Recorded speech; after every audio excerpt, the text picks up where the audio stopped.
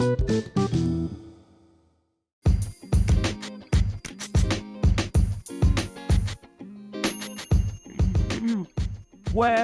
back to Backroom Convos. I'm your host, the most Lesego M video report, aka Shisha Short. Maybe you might get a chance to call me Daddy like Cairo. Yeah, if you are a fan of pod, stay tuned because you might like what we are cooking. Another exciting episode with Lesego M. Please do not forget to follow, like, comment to get a notification for each and every time we drop a new episode. It's a Tuesday morning. So yeah, man. This also wasn't supposed to be dropped because really there's no content planning behind this episode. But I was like, maybe let's just record for the sake of, consistency, And I know in the past I've spoken about making more meaningful conversations or meaningful episodes rather, like making more meaningful episodes rather. And I find that with consistency, like you need to have a like a really long-term plan as far as, okay, we are going to be consistent. This is what we are going to talk about in these days, and this is how we plan on approaching each and every week. Every time the week ends, we need to look at the things we need to improve on and things we really enjoyed on the episodes or the highlights really of the week. And I think sometimes releasing an episode, sometimes I get insecure. Let me just say, I get insecure about releasing an episode where I'm like, there's nothing to that episode, to that specific episode. There's nothing to it. And now it raises a question of, do we just release episodes for the sake of releasing episodes? And, and now because we are also inviting guests, there's also this element of us also inviting guests to say yo, Sbanbani, come through to the podcast and let's discuss your expertise, give us advice as to how we approach this, give us insight on what you do, so sometimes I feel like we don't get the top of the crop because of the content maybe they've listened to. They're like, the latest episode is Bob. Understand that the latest episode is not there. But at the same time, I'm mindful of the fact that it's a process. There's some people who are going to agree to be a part of that process, and some won't be because of where they are. Because I also think I do have the same thing when it comes to people who are in different professions or different disciplines, if I may, who come through and say okay, I want to have a podcast with you. I want to have an episode rather with you. Let's have a 30-minute segment or an hour segment, and let's talk about A, B, and C. Whatever A, B, and C looks like, from their end, because I think every episode that we do, we strictly do it from the guest's perspective, which what do you expect on this? What are you comfortable with and what are you not comfortable with? And I think because also when you give them that platform to say, okay, give us a shape, give us a sketch of what you want us to talk about, but don't give us the question of what you need us to talk about, because those are from us, I think to a degree,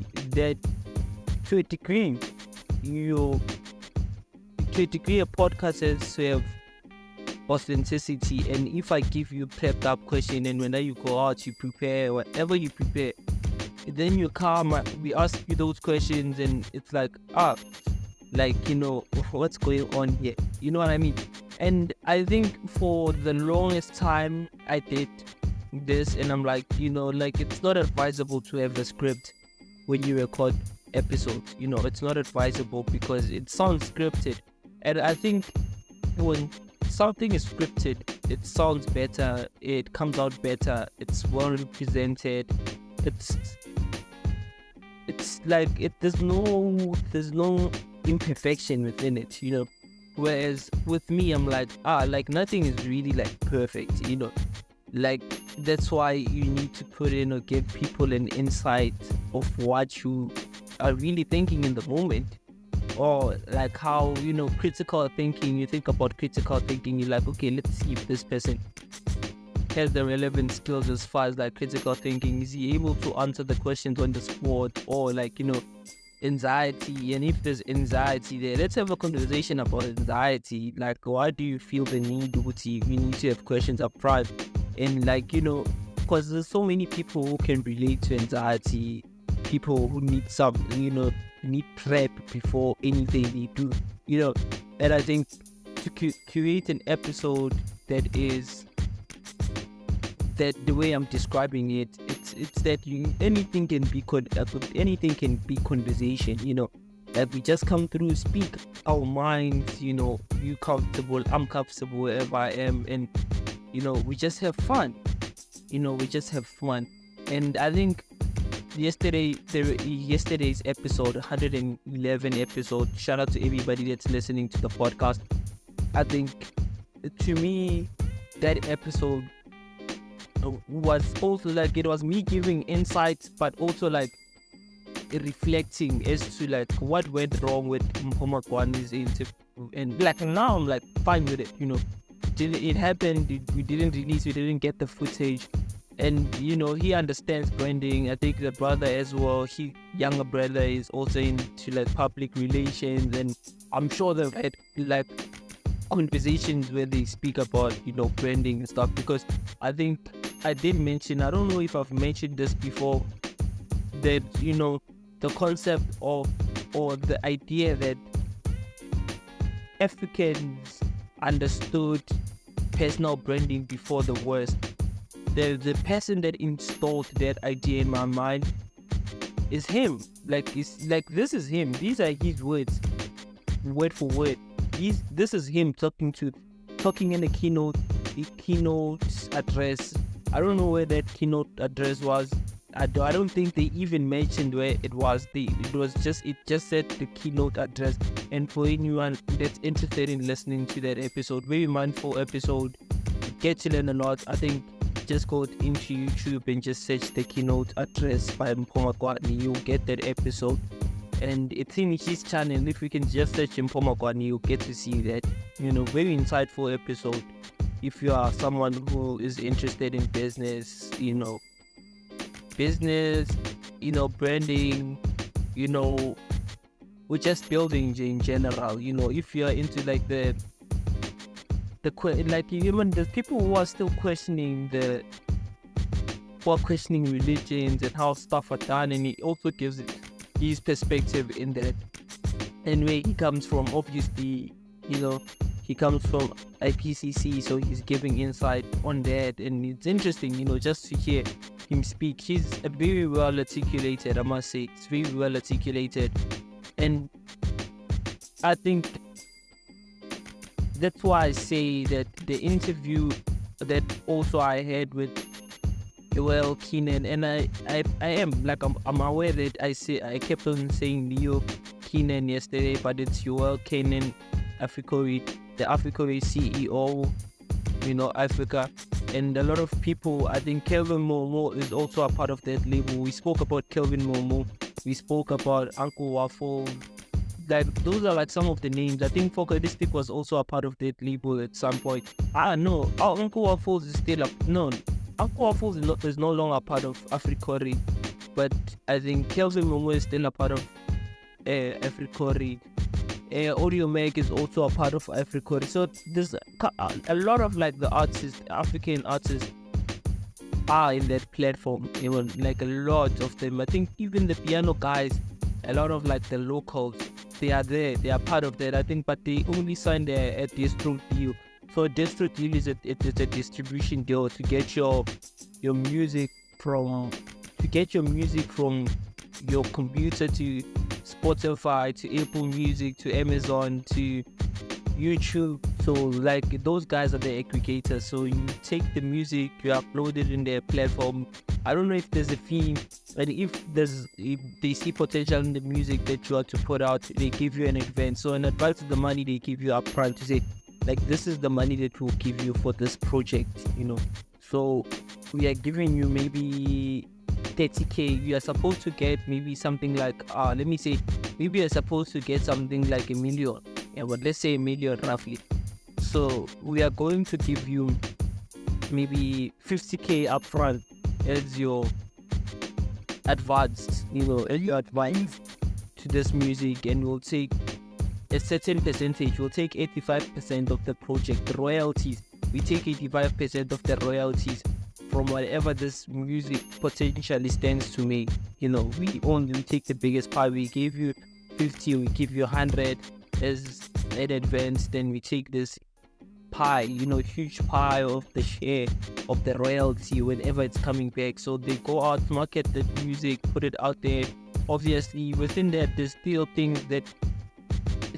things such as publishing. There's still licensing deals. There's still deals. Like there's all those things, those minor things. So they also handle stuff from Samro, stuff so Tapaso, like all those organizations, the musical organizations, they're also like a part of that. Like they registered in there. So if you're performing, you're still getting the royalty right from Kapaso, Samro.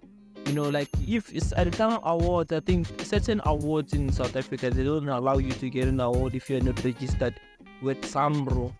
I think it's Samro or Kapaso. I'm not sure. If you're not registered, the music is not registered with those platforms, they cannot enlist you as part of the people who potentially stands to win a Summer Award or a Metro FM award. I don't know if it's the same with Metros, but I think the Summer Awards in South Africa, you have to be a part of Samro,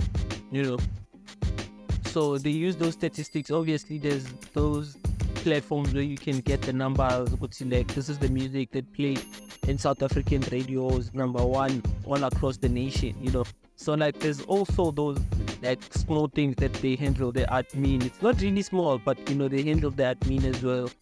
And when you just, you rock up wherever you rock up, the music is popping, you get the bag from there, and it's that basically, and you work on the music, you come up with the single, they give you an advance on that. And I think Neil also said that there was a point in time where they were just giving a lot of advances. I think it's after COVID.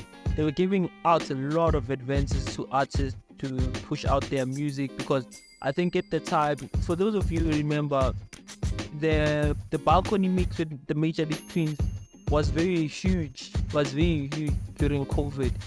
So they were asking people, like the labels were rewarding artists that were releasing music by giving them advances, given also like they are not gigging, so like they don't have a source of income, on top of the money that the government was giving the artist even, So yeah, he was saying that. So as far as them being a record label, because I think he did mention they have a JV with Warner Music France, so Warner Music is one of like the top 3 record labels. If you talk about Sony, if you talk about Universal Music, if you talk about Warner Bros is part of like the big 3 of the all-time, record labels. They're also into film, Universal is also making films. Sony Entertainment is also into films as well, and Warner Bros is also into film as well. But I think one of their side, they signed a joint venture with Warner Bros. France. I don't know like the dynamics of how that will work with the African artists, the French artists, because he's also for those of you who don't know, Yoel Kenan is also a French, he was French born, he's from France. So I think he's able to do that in France because of like the connection or whatever the case may be. And he has over like 30 years experience within the music business. He's worked in Sony, he's worked in Universal, so he has like immense experience. So I think he saw an opportunity for an African child, and not just only an African child, because he's also like reaping the benefits as well. He's always traveling. I think the reason we also like had 3 weeks of of like, you remember we kept on postponing. There was a point where we were postponing an episode thing, but no, Kill is coming, and I even posted with like, this episode is cancelled. Yeah, so it wasn't cancelled. He also came back to us. It's like, yo guys, I forgot to book this in my calendar, but I'll put it in my calendar after 3 weeks. And he was like, yeah, after these 2 weeks, because now I'm going to West Africa, Cameroon, somewhere. That Cameroon, or I don't remember where he said. He just said, I'm going to West Africa. And I think he mentioned with the place he went to in the episode that we had with it. Unfortunately, we don't have the audio, so he did mention that. I'm like, it's very interesting to see the trajectory, the ecosystem, and how Mapiano is feeding the ecosystem or the culture within, SA or South Africa or in the continent. It's really like, I'm really keen on like learning and seeing where this goes. So, but today's episode wasn't about that, but it's already like 15 minutes. We are 15 minutes. So yeah, man, do let me know. Do not forget, we have a brand new website. It's backroomconvo.com for those of you who didn't know. And for those of you who want to send me emails, it's lesego@backroomconvos.com. So yeah, social media, I think we're waiting a bit, because of the studies that we are doing behind the scenes. We are using other pages to see on how to amplify or read using audio only, which currently it seems as if it's still impossible, but we are trying, we are trying to do that, to build faith with social media just using audio.